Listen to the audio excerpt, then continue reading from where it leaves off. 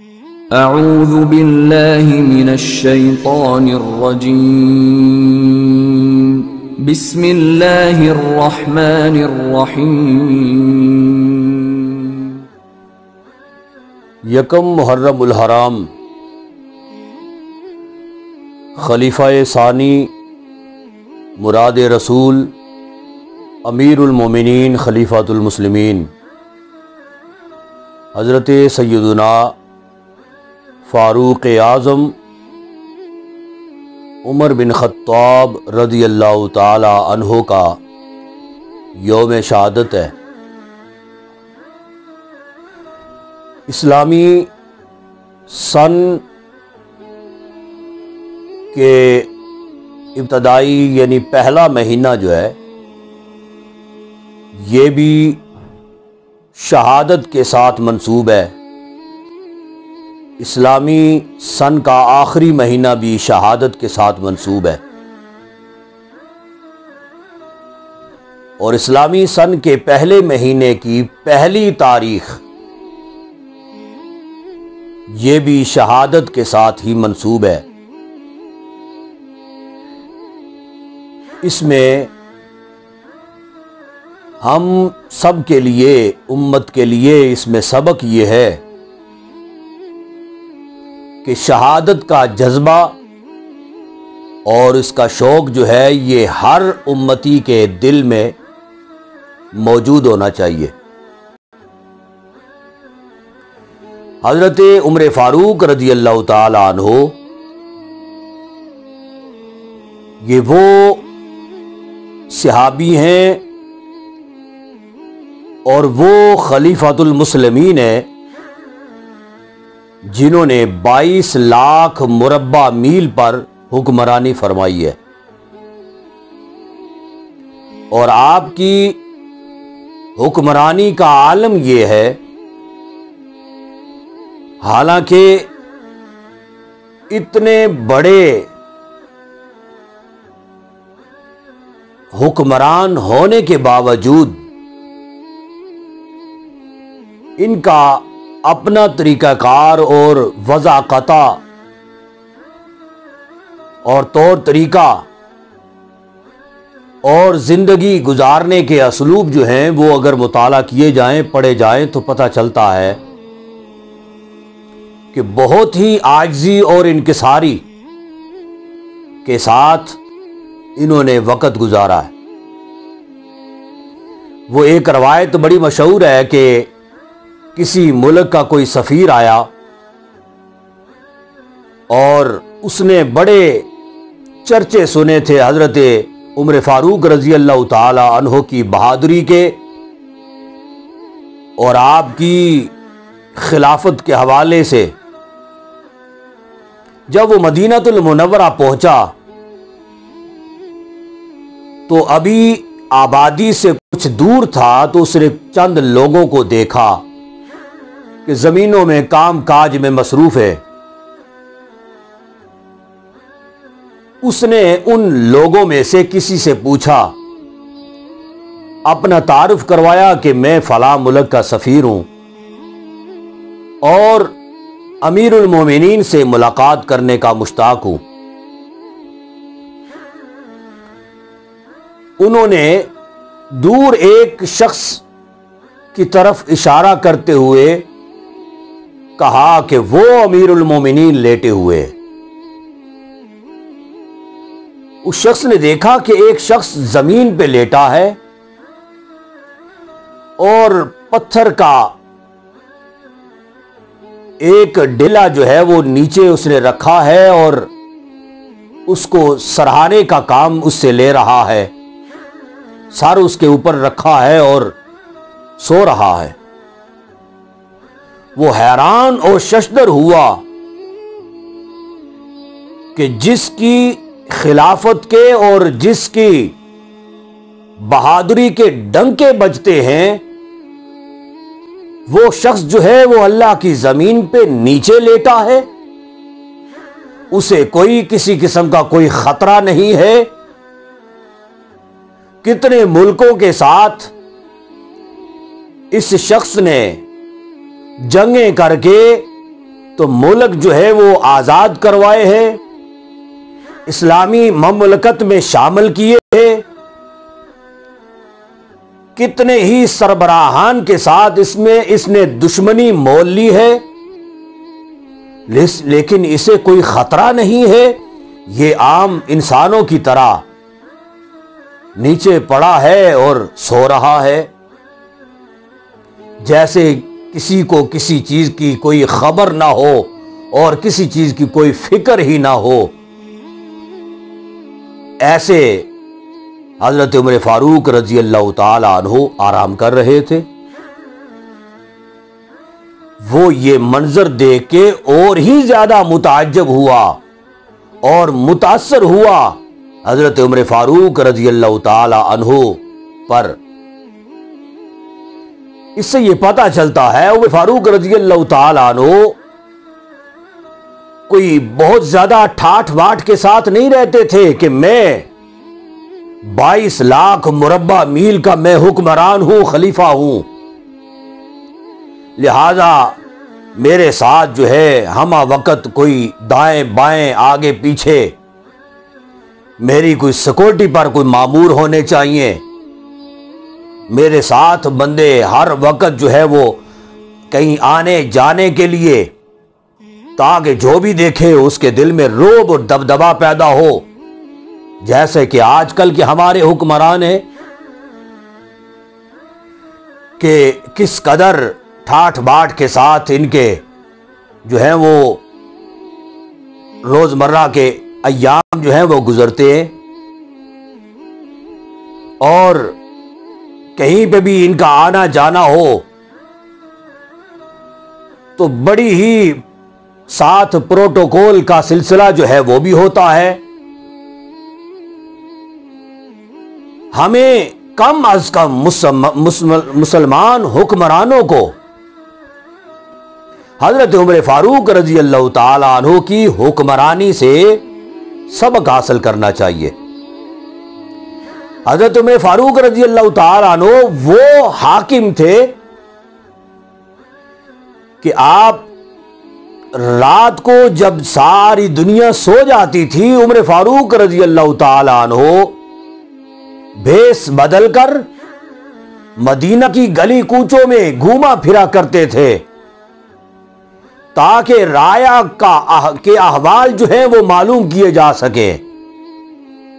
اور اس کے مطابق پھر اپنے قانون کو بنایا جائے اور اس کے مطابق پھر عمل درآمد جو ہے وہ کروایا جائے۔ یہ ان کا معمول تھا۔ رات کو یہ گلی کوچوں میں گھوما پھرا کرتے تھے اور احوال اس طرح رایا کے جانا کرتے تھے۔ ایک مرتبہ آپ ایک گھر کے قریب سے گزرے تو اندر سے 2 خواتین کے بولنے کی آواز آ رہی تھی۔ آپ ٹھہر گئے اور کان لگا کے سننے لگے کہ یہ کیا بات چیت ہو رہی ہے، کہ اس لیے کہ آپ حاکم وقت تھے اور رایا کے احوال سے واقف ہونا چاہتے تھے کہ رایا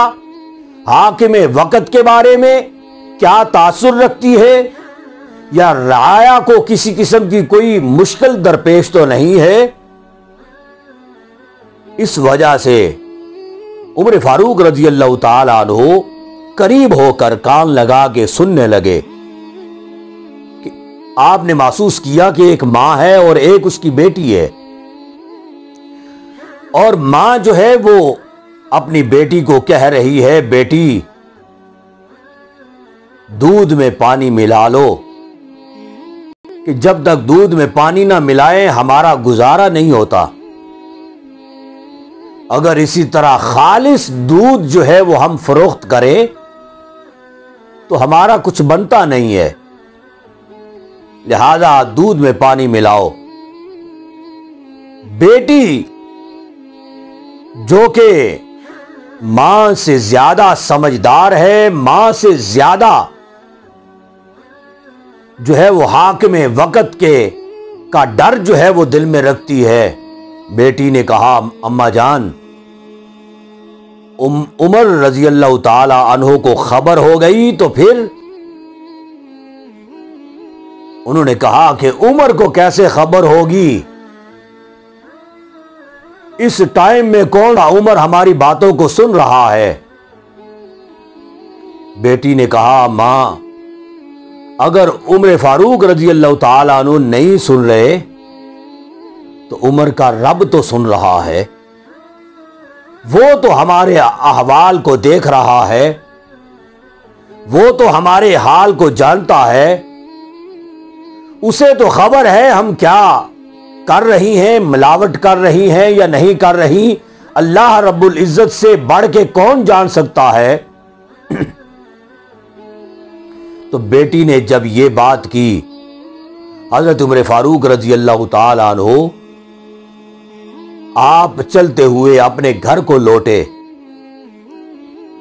اور گھر میں پہنچ کے اپنے بیٹے کو تلقین فرمائی کہ میرے بیٹے، فلاں گھر سے تم نے شادی کرنی ہے۔ بیٹے نے کہا ابا جان،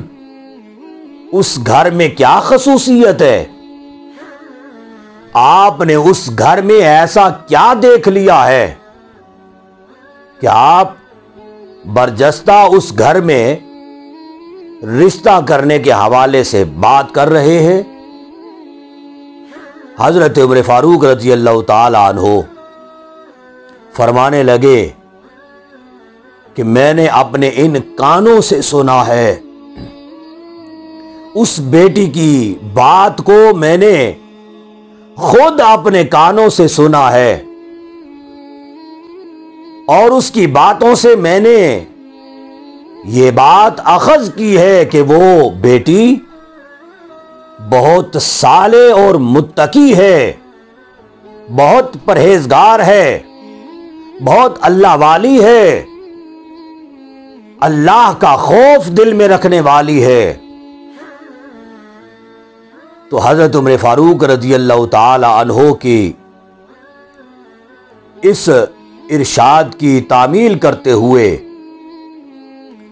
آپ کے صاحبزادے نے اس گھر سے رشتہ کیا، اور اسی سے پھر آگے جو اولاد چلی انہی میں حضرت عمر بن عبد العزیز رضی اللہ تعالی عنہ یہ بھی خلیفہ وقت تھے، اور ایسے خلیفہ تھے، ان کو عمر ثانی بھی کہا جاتا ہے، ایسے خلیفہ تھے کہ ان کے دور میں انہوں نے ایسا نظام حکومت جو ہے وہ قائم کیا تھا کہ لوگ جو ہے وہ زکوٰۃ لے کے گھوما پھرا کرتے تھے، تلاش کیا کرتے تھے کہ کوئی ہمیں زکوٰۃ لینے کا مستحق جو ہے وہ ہمیں مل جائے، یعنی ایسا کوئی غریب غربا ہو جو زکوٰۃ لینا چاہتا ہو تو وہ اس کو ہم یہ زکوٰۃ جو ہے وہ دیں۔ یعنی ایسا نظام حکومت تھا کہ لوگ خود در بدر کی ٹھوکریں نہیں کھاتے تھے، در پہ جا کے دستک نہیں دیتے تھے، بلکہ دینے والے جو ہیں وہ در جا کے زکوٰۃ وہ دیا کرتے تھے۔ یہ عالم تھا ان کی حکومت کا، اور وہ حضرت عمر فاروق رضی اللہ تعالیٰ عنہ کی اولاد میں سے ہے۔ اور حضرت عمر فاروق رضی اللہ تعالیٰ عنہ کا